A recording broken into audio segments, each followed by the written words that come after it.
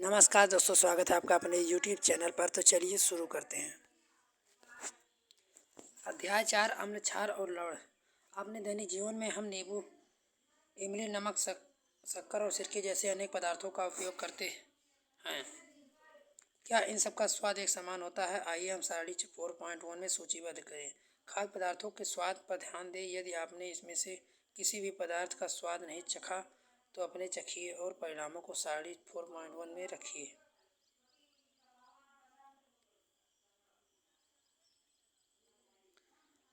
आप देखेंगे कि इनमें से कुछ पदार्थों का स्वाद खट्टा, कड़वा और कुछ मीठा और कुछ नमकीन है। अम्ल और क्षार। दही, नींबू का रस, संतरे का रस, सिरके का स्वाद खट्टा होता है। इन पदार्थों का स्वाद खट्टा इसलिए होता है क्योंकि इनमें अम्ल एसिड होते हैं। ऐसे पदार्थों को रासायनिक प्रकृति में अम्लीय होते हैं। एसिड शब्द उत्पत्ति लैटिन शब्द एसियर से हुई है, जिसका अर्थ होता है खट्टा। इन शब्दों में पाए जाने वाले अम्ल प्राकृतिक अम्ल होते हैं। खाने का सोडा, बेकिंग सोडा कैसा होता है? क्या इसका स्वाद खट्टा है? यदि नहीं तो इसका स्वाद कैसा है? क्योंकि इसका स्वाद खट्टा नहीं है तो इसका मतलब यह है कि कोई अम्ल नहीं है, इसका स्वाद कड़वा है।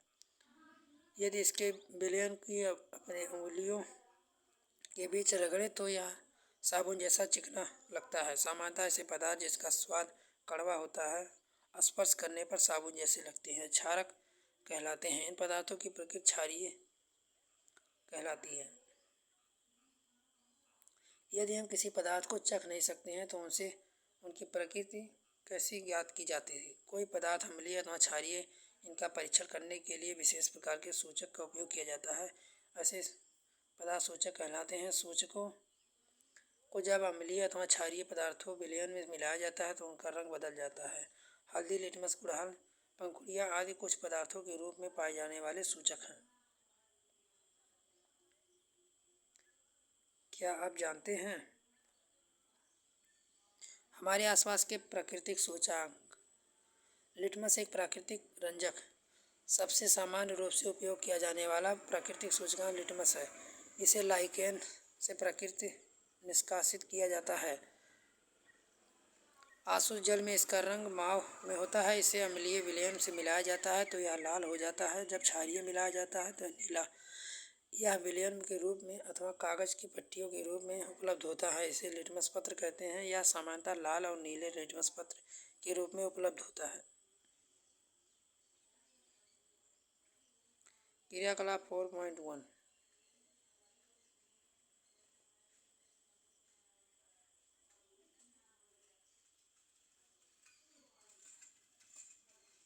नाले का पानी, अपरमार्जक का घोल, वाष्पित पेय पदार्थ, साबुत विलयन, शैम्पू, सामान्य नमक विलयन, शक्कर का विलयन, सिरका, बेकिंग सोडा विलयन, दूधिया, मैग्नीशियम, धावन सोडा विलयन, चूने का पानी।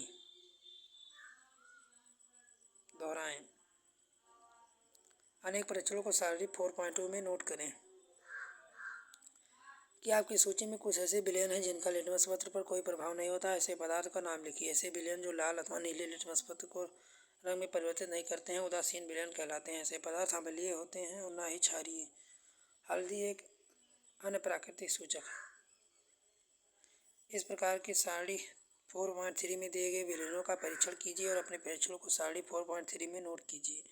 अन्य पदार्थों का विलयनों से भी परीक्षण कर सकते हैं। सारणी 4.3।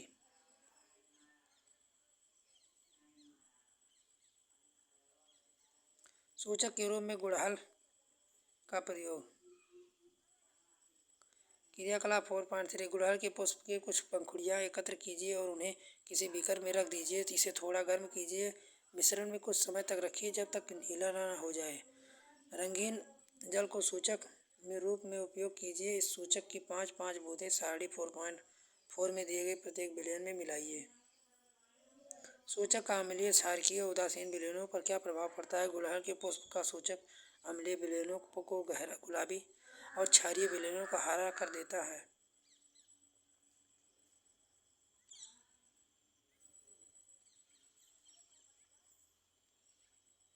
4.3। आप इन प्राकृतिक सूचकांकों को बनाकर उससे अम्लीय, क्षारीय, उदासीन विलयनों को रंग परिवर्तित देखने में प्रयास कर सकते हैं।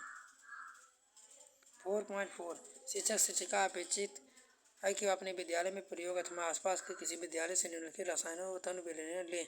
हाइड्रोक्लोरिक अम्ल, सल्फ्यूरिक अम्ल, नाइट्रिक अम्ल, एसिटिक अम्ल, सोडियम हाइड्रोक्साइड, अमोनिया ऑक्साइड तथा कैल्शियम हाइड्रोक्साइड। इसमें से प्रत्येक विलयन पर तीनों सूचकांकों के प्रभाव को प्रदर्शित कीजिए और अपने प्रेक्षणों को सारणी 4.5 में लिखिए। उदासीनीकरण। हमने पढ़ा है कि अम्ल नीले लिटमस को लाल कर देते हैं, क्षारीय लाल लिटमस को नीला कर देते हैं। आइए अब अपने देखें कि किसी अम्ल को किसी क्षार में मिलाया जाता है तो क्या होता है।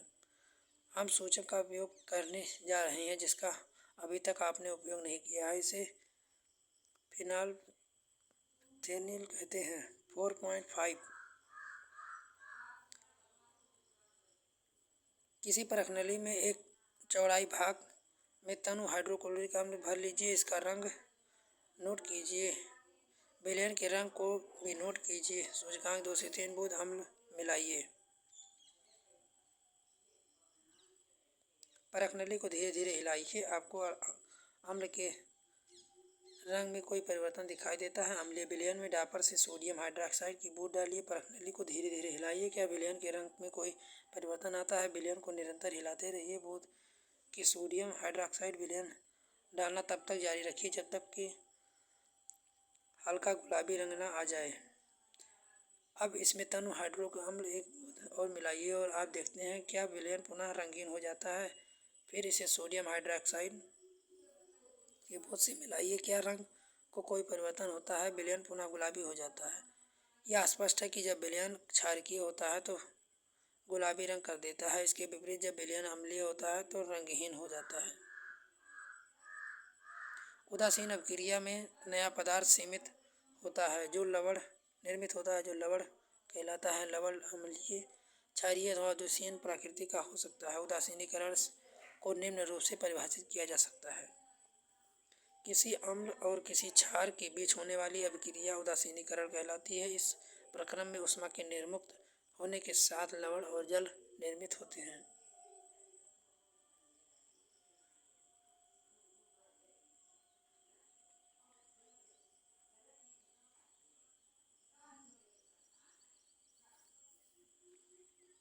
दैनिक जीवन में उदासीनीकरण के उदाहरण। अपाचन। हमारे आमाशय में हाइड्रोक्लोरिक अम्ल पाया जाता है। अध्याय 2 में पढ़ चुके हैं कि यह भोजन में पाचन में हमारी सहायता करता है, लेकिन आमाशय में अम्ल की आवश्यकता से अधिक मात्रा में होने वाले अपाचन हो जाता है। कभी कभी अपाचन काफ़ी कष्टदायक हो जाता है। अपाचन में मुक्त पाने के लिए हम दूध या मैग्नीशियम जैसा कोई प्रतिअम्ल लेते हैं जैसे मैग्नीशियम हाइड्रोक्साइड होता है। यह अत्यधिक अम्ल के प्रभाव को उदासीन कर देता है। चींटी का डंक। जब हम चींटी काटती है तब हमें त्वचा में अम्लीय द्रव डाल देती है। डंक के प्रभाव को निर्मुक्त खाने का सोडा अथवा कैलामाइड विलयन में मलकर उदासीन किया जा सकता है जिसे जिंक का कार्बोनेट होता है। मृदा उपचार। रासायनिक उर्वरकों का अत्यधिक उपयोग मृदा को अम्लीय बना देता है। यदि मृदा अत्यधिक अम्लीय अथवा अत्यधिक क्षारीय हो तो पादपों की वृद्धि अच्छी नहीं होती है। तब तक मृदा अत्यधिक अम्लीय होती है तो उसे बिना बुझा हुआ चूना तथा बुझा हुआ चूना जैसे क्षारकों को अपरिचित किया जा सकता है। यदि मृदा क्षारीय हो तो हमें जैविक पदार्थ मिलाए जाते हैं जैसे पदार्थ मृदा में अम्लीय निर्मुक्त करते हैं जो क्षारीय प्रकृति की उदासीन कर देते हैं। कारखानों का अपशिष्ट। अनेक कारखानों में अपशिष्ट में अम्लीय पदार्थ मिश्रित होते हैं। ऐसे अपशिष्ट पदार्थों को सीधे जलाशयों व नदियों में बहाने दिया जाता है तो मछली अन्य जलीय जीवों को नष्ट कर देते हैं। अतः कारखानों से अपशिष्ट जलाशयों नदी में विसर्जित करने से पहले क्षारकीय पदार्थ मिलाकर उदासीन किया जाता है।